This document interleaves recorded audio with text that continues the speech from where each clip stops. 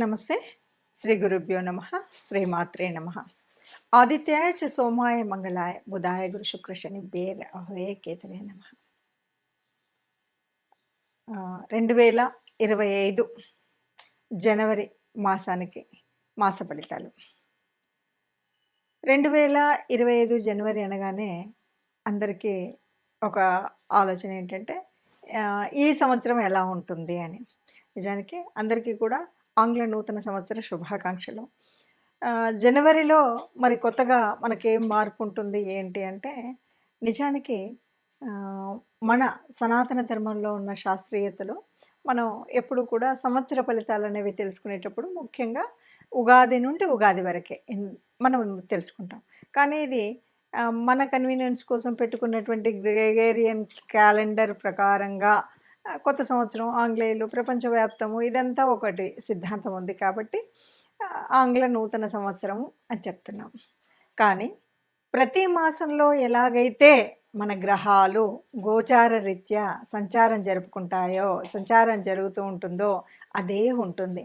ఇక్కడ కొత్తగా ప్రకృతిలో వచ్చేటువంటి మార్పు కానీ గ్రహాల యొక్క గమనంలో కానీ ఎప్పుడు వాటి స్థితిని బట్టి, అంటే ఒక్కొక్క గ్రహానికి ఒక్కొక్క రాశి మారడానికి కొంత సమయం పడుతుంది. చంద్రుడికైతే 2.5 రోజులకి ఒకసారి, అలాగే మరి ఇంకా మిగతా వాటికి ఒక శనిగ్రహం చూస్తే మనకు తెలుసు 18, అంటే చాలా పెద్ద గ్రహాలకు ఒకలాగా, చిన్న గ్రహాలకు ఒకలాగా, నెల లోపల తిరిగే వాటికి 45 రోజుల్లో తిరిగేవి. రవి లాంటి వాడు కరెక్ట్గా నెల వచ్చేసరికి మారుతూ ఉంటాడు.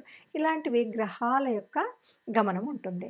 మరి ఇలా ఉన్నప్పుడు జనవరి మాసంలో ఎలా ఉంటుంది, ఏ రాశి అంటే గోచార రీత్యా ఏ రాశిలో ఏ గ్రహాలు ఉన్నాయని కనుక మనం ముందు చూసినట్టయితే, ఈ మాసంలో మనకు ముందు నుండి ఉన్నట్టుగానే రాహువు మనకి మీనరాశిలో ఉంటుంది, కేతువు కన్యారాశిలో. ఈ దాదాపుగా చాలా నెమ్మదిగా కదిలేటువంటి గ్రహాలు కాబట్టి ఇప్పుడప్పుడే మారే పరిస్థితి లేదు అన్నట్టుగా మనకు కొంత కాలం నుండి ఉన్నాయి. సరే, గురువు వృషభంలో ఉన్నాడు, సేమ్ వక్రించే ఉన్నాడు. తర్వాత కర్కాటక రాశిలో ఉన్నటువంటి కుజుడు మళ్ళీ వక్రగతిలో ఉన్నాడు. కాకపోతే ఈ నెల 21వ తారీఖు మళ్ళీ వెనక్కి వెళుతూ ఉన్నాడు, అంటే మిథున రాశిలోకి వెళుతూ ఉన్నాడు. తర్వాత ఇక బుధుడు దగ్గరికి వచ్చేసరికి వృచ్చికంలో ఉన్నాడు, 4వ తారీఖు మారి ఆయన ధనుసులోకి వెళ్తాడు. ఆ తర్వాత మళ్ళీ 25వ తారీఖు వచ్చేసరికి మకరంలోకి ప్రవేశిస్తాడు. ఇది మనకు బుధుడి యొక్క గ్రహస్థితి. ఇక రవి ప్రతి మాసానికి ఒకసారి మారుతూ ఉంటాడు. ముఖ్యంగా ఈ మాసంలో రవి యొక్క ప్రత్యేకత చాలా ఎక్కువ. ధనుసు రాశిలో ఉన్నటువంటి రవి మకరంలోకి మారడం వల్లే మనకి కొన్ని మార్పులు, ఉత్తరాయణ కాలం రావడం కానీ మకర సంక్రాంతి రావడం కానీ జరుగుతుంది. అలా రవి మకర రాశిలోకి ప్రవేశిస్తాడు. ఇక శుక్ర శనులు ఇద్దరూ కూడా మనకి కుంభరాశిలో కనిపిస్తారు. మీనరాశిలో రాహు ఉన్నాడు అని చెప్పుకున్నాం. అయితే శుక్రుడు 28వ తారీఖు మనకి మీనరాశిలోకి వెళ్ళడం అనేటువంటిది ఉంటుంది. మరి ఇలాంటి గ్రహస్థితి ఉన్నప్పుడు, అంటే గ్రహాల యొక్క గమనం ఇలా ఉంది, మరి ఇలా ఉన్నప్పుడు ఒక్కొక్క రాశి వారికి ఎలాంటి ఫలితం కనిపిస్తుంది? ఎందుకు అంటే మనకి కొన్ని యోగించే గ్రహాలు ఉంటాయి, కొన్ని యోగించని గ్రహాలు ఉంటాయి. గ్రహాల యొక్క స్థితి, యుతి, దృష్టి వీటన్నింటి మీద మన యొక్క గ్రహస్థితి ఉంటుంది. ఏ మాసానికైనా, ఏ పక్షానికైనా, వారానికైనా దినఫలాల వరకు చూసుకున్నప్పటికి కూడా ఏ రోజుకి ఆ రోజు మారుతూ ఉంటుంది, ఎప్పటికప్పుడు ఉంటుంది. అలా మారుతున్నప్పటికి కూడా మనం దినఫలాలు చూసుకునే వాళ్ళు ఉంటారు, వారఫలాలు ఇలా చూసుకుంటూ ఉంటాం. దీనికి కారణం ఏమిటి అంటే, ఏదైనా సరే జరగబోయే పరిస్థితులలో వచ్చేటువంటి గ్రహాల మార్పు వల్ల మనకి ఏదైనా అనారోగ్యం, లేకపోతే ఆర్థిక ఇబ్బంది, లేక ఉద్యోగ చలనం ఇలాంటివి ఏవైనా ఉన్నప్పుడు దానికి తగు జాగ్రత్త తీసుకోవడం కోసం, లేదా కొన్నిసార్లు ఆ గ్రహాలని సంతుష్టిపరచడం కోసం మనం చేసేటువంటి గ్రహాల యొక్క పరిహారాలు ఇవి తెలుసుకుంటే గనక మనకు రాబోయే కష్టం నుండి కొంత తగ్గించుకోవడం, లాభం ఉంది అంటే దాని సద్వినియోగం ఎలా చేసుకోవాలి అనేటువంటి విషయాలు తెలుసుకోవడం కోసం మాత్రమే మనం ఎప్పుడు కూడా ఈ గ్రహాల యొక్క ఫలితాలను, అంటే మాస ఫలితాలు కానీ, వార ఫలితాలు కానీ, పక్ష ఫలితాలు కానీ, దిన ఫలితాలు కానీ తెలుసుకుంటూ ఉంటాం.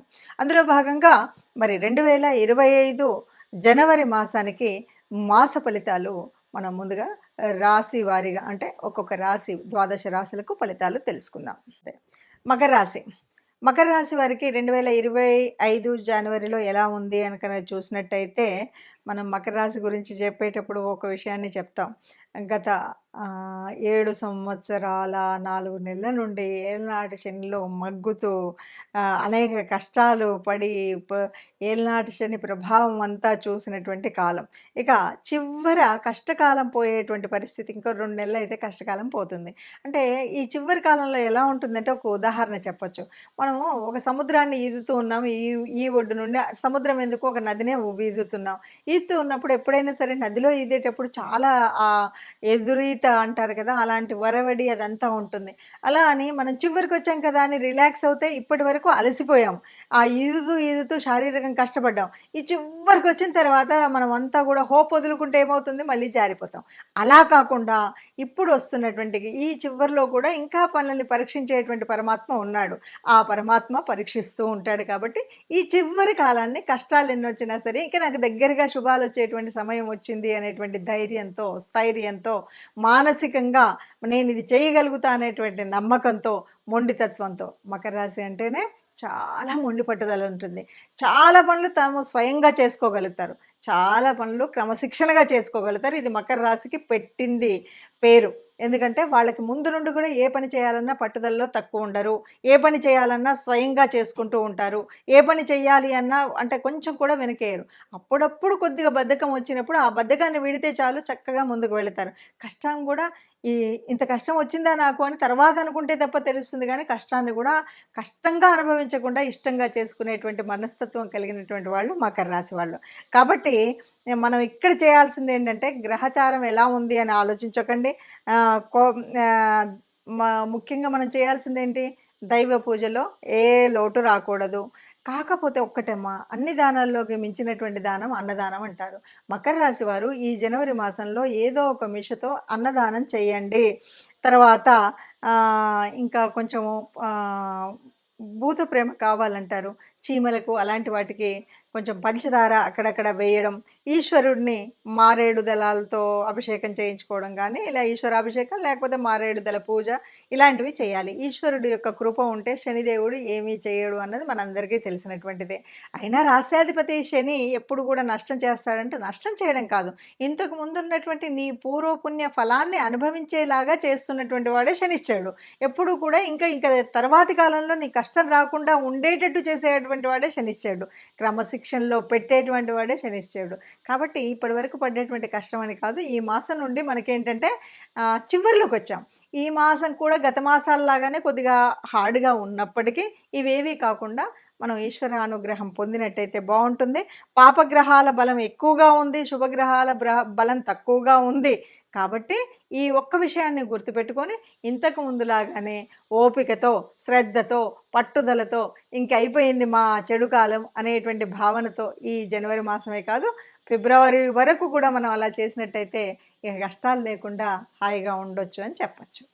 ఇప్పటి వరకు మనం చూసినటువంటి అంటే గ్రహాల యొక్క గమనము, వాటి వల్ల మనకు ఉన్నటువంటి యోగించే గ్రహాలు, యోగించని గ్రహాల మూలంగా మనకు వచ్చేటువంటి కష్టాలు, నష్టాలు. ఇప్పటి వరకు కొన్ని రాసులకి అర్ధాష్టమ శనిలో ఉన్నారు, కొన్ని రాసులు ఏళ్ళనాటి శనిలో ఉండి చివరి దశలో ఉన్నారు. ఇలాంటి పరిస్థితుల్లో మనము ఎలా ఏంటి అంటే కనుక ఆలోచించినట్టయితే, మరి గ్రహాల యొక్క అనుకూలత ఉండాలి, ఇష్టదేవత యొక్క అనుగ్రహము ఉండాలి. అందుకోసం మనం చేయవలసినటువంటిది ఏమిటి అంటే, ముఖ్యంగా ఇక్కడ శని యొక్క వక్రగతి, దీని మూలంగా వచ్చేటువంటి ఫలితాలు ఇవన్నీ మనం చూస్తున్నాం. కాబట్టి తప్పకుండా ఈ మాసంలో మాసం పక్షాల్లో అంటే ప్రతి పక్షంలో కూడా ఒకసారైనా కనీసం నవగ్రహ మండపానికి వెళ్ళడం అనేటువంటిది తప్పనిసరిగా చేయాల్సినటువంటిది. మనం రాశి వారీగా చెప్పుకుంటున్నటువంటి మన రాశిలో చెప్పుకున్నటువంటి గ్రహాల అనుకూలత కోసం తప్పనిసరిగా మూల మంత్రాలని చదువుకోవడం ముఖ్యమైనటువంటిది. అంతేకాదు మొదటగా ఉన్నటువంటి ధనుర్మాస పరిస్థితి, దానివల్ల విష్ణుమూర్తి విష్ణు రూపాల్లో ఏ రూపాన్నైనా మనం ప్రార్థించడము, అలాగే శివాలయానికి వెళ్ళడం, ఈ రెండు తప్పనిసరిగా చేయాలి. ఇవేవి మనకు వీలు కాలేదు, ఎలా చేయాలి, ఏం చేయాలి, మరి నాకు గ్రహస్థితి మార్పు ఉండాలి, ఇదంతా నేను ఆనందంగా ఉండాలి, హాయిగా ఉండాలి, ఆరోగ్యంగా ఉండాలి అని యోచించేవాళ్ళు మనుషులకు కాకపోతే గోశాలకు వెళ్ళడం, గోగ్రాసం ఇవ్వడం, ఇది మన వల్ల కాలేదు. మన ఇంట్లోనే మనం చేస్తున్న చోట, మనం ఉన్నటువంటి చోటనే ఉన్నటువంటి కార్మికులకు ఎవరైనా సరే అన్నం ఒకరోజు భోజనం పెట్టించడం కానీ, వారికి కావాల్సినటువంటి వస్తువుల్ని దానం చేయడం కానీ చేసినట్టయితే మనకున్నటువంటి గ్రహాల అననుకూలత పోయి అనుకూలత వచ్చేటువంటి పరిస్థితి ఉంటుంది. ఎవరైనా సరే అందరం అనుకూలంగా ఉండాలి, గ్రహాల అనుకూలంగా ఉండాలి, దేవతల యొక్క అనుగ్రహం ఉండాలి. దీనికి కూడా దేవతా అనుగ్రహం కోసం ఇష్టదేవతా ప్రార్థన అనేటువంటిది మర్చిపోకుండా చేయాలి. లేదు బయటకు వెళుతున్నాం, ఏ కష్టం రాకుండా ఉండాలి అని అనుకున్నప్పుడు మనం తప్పనిసరిగా ఏదైనా ఒక చిన్న శ్లోకం రాముడికి సంబంధించినటువంటిది ఏదైనా సరే ఆపదామపహర్తారం దాతారం సర్వసంపదాం లోకాభిరామం శ్రీరామం భూయో భూయో నమామ్యహం అంటాం కదా. ఇది చదివితే ఎప్పుడూ కూడా ఎక్కడా కష్టం ఉండదు. ఇంత పెద్ద శ్లోకం మాకు కష్టం అండి అనుకుంటే కనీసం ఆ అమ్మని తలుచుకోండి, శ్రీమాత్రే నమః అనుకోండి. శ్రీమాత్రే నమః అనుకుంటూ మనం ఏదైనా పని మొదలుపెట్టినా బయటకు అడుగు పెట్టినా మనం ఇలా చేసినట్టయితే మనకు ఉన్నటువంటి కష్టాలన్నీ పోయి అనుకూలమైనటువంటి పరిస్థితులు అన్ని మాసాల్లాగానే మనం అందంగా మనందరం కూడా ఆనందంగా ఉండాలి, సంతోషంగా ఉండాలి. ఆ సంతోషంగా ఉన్న వాళ్ళలో మనం తప్పనిసరిగా ఉండాలి అని కోరుకుందాం. సర్వే జన సుఖినో భవంతు అందాం.